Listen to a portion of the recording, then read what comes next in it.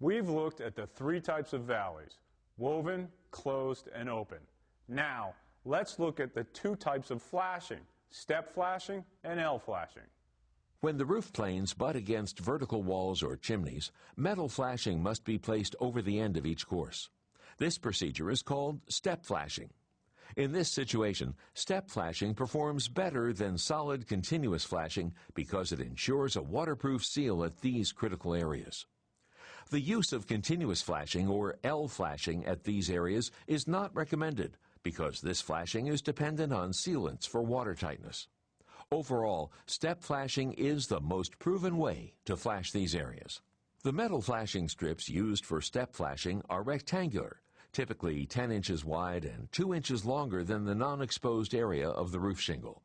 For typical 5-inch shingle exposure, use a 10-inch by 7-inch piece of flashing. GAF Elk has several shingles that are much wider than standard shingles. These shingles measure 17 inches wide by 40 inches long. The non-exposed area on these shingles is typically 9.5 inches wide. To completely cover these shingles with step flashing, use 10.5-inch wide flashing, or simply install 2 pieces of a normal step flashing to fully cover this area. Another question is whether to use new step flashing or to reuse the old step flashing. Many times, it can be very difficult to install new metal step flashing on a home where there is painted siding or masonry siding in place. GAF Elk recommends to only reuse existing step flashing if it is in like-new condition. Like new means it is not buckled, rusted, bent, cracked, or broken. In all cases, it is best, if possible, to install new step flashing. Installing step flashing at sidewalls is required on Golden Pledge installations. If reusing old step flashing, it must be in like-new condition. Bend the 10-inch length so that it extends 5 inches over the roof deck and 5 inches up the wall surface. Place the first step flashing over the end of the starter course shingle and position it so that the tab of the end shingle in the first course covers it completely. It will help if you keep in mind that all components of the roof system are assembled so that the water will be shed down the slope of the roof. Secure the step flashing to the roof with 2 nails. Don't nail through the flashing to the wall because the flashing needs to be able to move with any deck and building movement.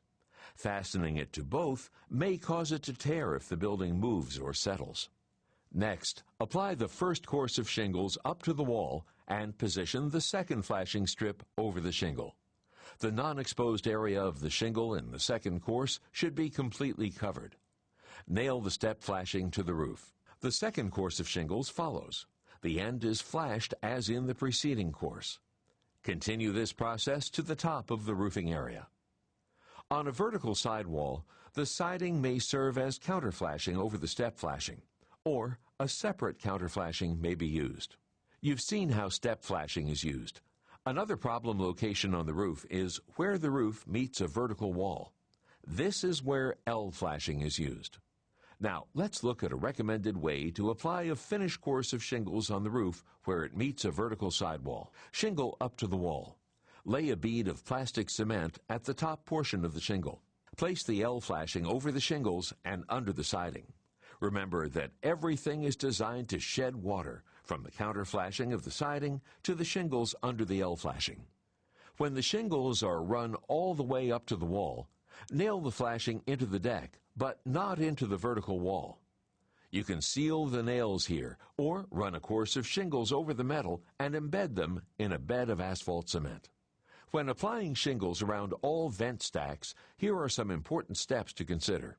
Apply a piece of Weather Watch or Storm Guard approximately 2 times the size of the flange onto the deck protectors under the shingles. Seal to the pipe's sides.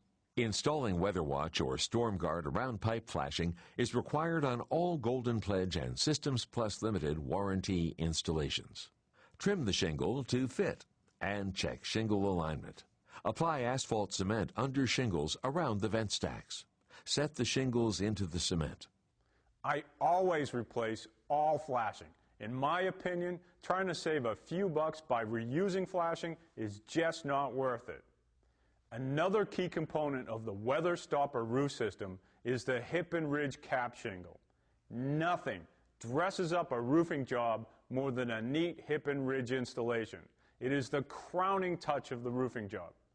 But hip and ridge shingles are more than just a good-looking finishing touch. You know, this roofing business can be really crazy. Every day I see roofers who sell a property owner a 30, 40, or 50-year shingle, and then they finish the job by using a 20-year regular shingle for the hip and ridge cap. Isn't that just a flat-out rip-off? The customer paid for more than 20-year performance, and what did they get? A 20-year roof. GAF Elk certified contractors are professionals and should use the right hip and ridge product, like TimberTex or Ridge Glass, for a great-looking job. Let the trunk slammers install cheap hip and ridge. Professionals do it right. GAF Elk also makes Shingle Match, a specialized paint that can make unsightly vents and accessories blend in with the color of the roof. These finishing touches can make a great-looking roof. It's what the property owner deserves. Next, we'll look at some advanced roofing materials.